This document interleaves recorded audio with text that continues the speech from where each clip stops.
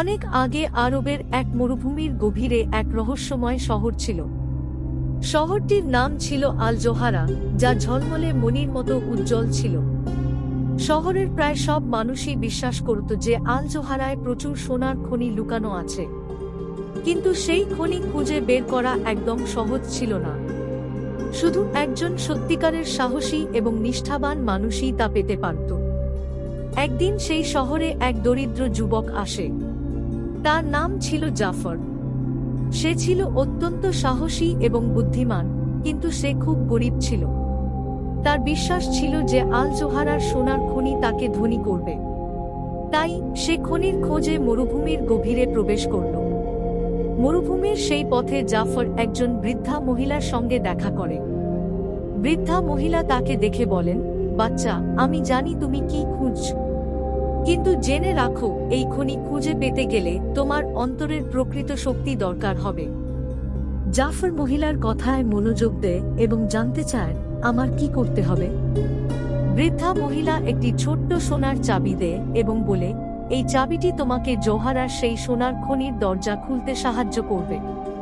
কিন্তু মনে রেখো, এই দরজা শুধু তখনই খুলবে যখন তোমার মন পরিষ্কার এবং সাহসপূর্ণ হবে। এরপর সে অদৃশ্য হয়ে যায়। জাফর তার যাত্রা অব্যাহত রাখে এবং খনির সেই দরজায় পৌঁছে যায়। দরজাটি মুগ্ধকর কারুকার্যে তৈরি, তবে দেখতে সাধারণ দরজার মতোই। জাফর চাবিটি নিয়ে দরজার দিকে এগিয়ে যায়, কিন্তু যখনই সে চাবিটি দরজায় লাগায়, দরজা খুলে যায় না।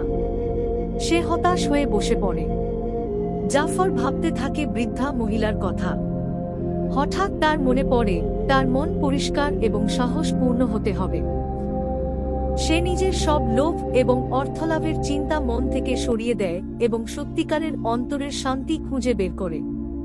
তারপর যখন সে আবার চাবিটি নিয়ে দরজার কাছে যায়, দরজাটি খুলে যায়। দরজার ভেতরে সে একটি অগণিত সোনার পাহাড় দেখে। সেখানে আরও অনেক রত্ন, মণিমাণিক্য এবং মূল্যবান সামগ্রী ছিল। কিন্তু তার মন তখন সেসব দেখে আর আনন্দিত হয় না, বরং সে অনুভব করে যে প্রকৃত সুখ লোভের মধ্যে নয়, বরং শান্তির মধ্যে। জাফর তার প্রাপ্তি নিয়ে ফিরে আসেনি, বরং সে আল জোহারার মানুষদেরকে সেই গল্প শুনিয়েছে।